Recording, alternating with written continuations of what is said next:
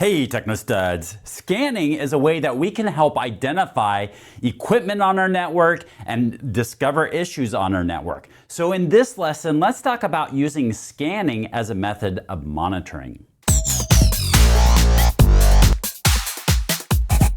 The word scanning just means detecting a feature or a state.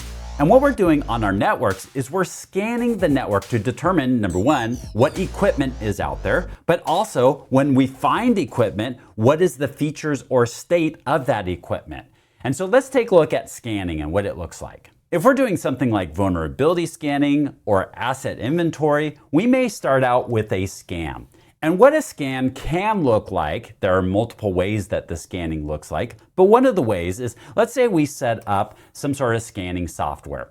And then what we can do is we can scan the network. Maybe we start out with a ping sweep. And so we're going to ping all of the different addresses within a range. And we discover all of the equipment. So now one thing that we've done is we've discovered equipment. Then what we can do is we can do another scan of ports on the equipment and we can see what type of equipment it is. So if we scan this right here and realize that certain ports are open, we may discover, well, that's a Windows machine, and maybe even more specifically, it's a web server. So we can scan to figure out what is happening within our network. Some reasons why we might scan is to record uptime, downtime, and availability. Maybe it's to discover assets that are on our network, to find equipment that's on our network. Maybe it's to find services that are open that maybe should be turned off and should be closed, or maybe we're just figuring out the uptime of certain services.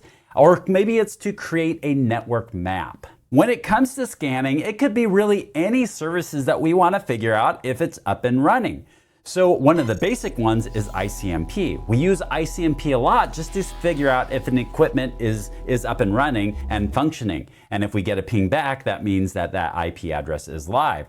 But we could be scanning for a lot of other services as well. Here's some examples that will do this. Nmap is a program that we can execute on our local machine to do scans to figure out what IP addresses are out there and what equipment is out there.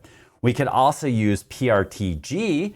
PRTG is a monitoring software. And one of the first things we could do is we could tell it our IP range, and it can do a scan of the whole network to figure out what are all of the different pieces of equipment and what should it be monitoring. And we could even set it up to do automatic scans on a regular basis to find new pieces of equipment on our network. Or I've also used ping, which is external to the system, and it will maybe test to see if a web page is up and running, and it will test it from all around the world. So this is a hosted solution there. I also gave an example of using something like Pingdom, which tests out the connectivity of a network, kind of like, is this web page still up? Is this web page still up? And continues to test it. I don't really consider that scanning, but it's probing, and it's along the same lines where it's continually testing to make sure that the website is up. And then if it does go down, it can notify you. It also can test it from a lot of different resources. It's a cloud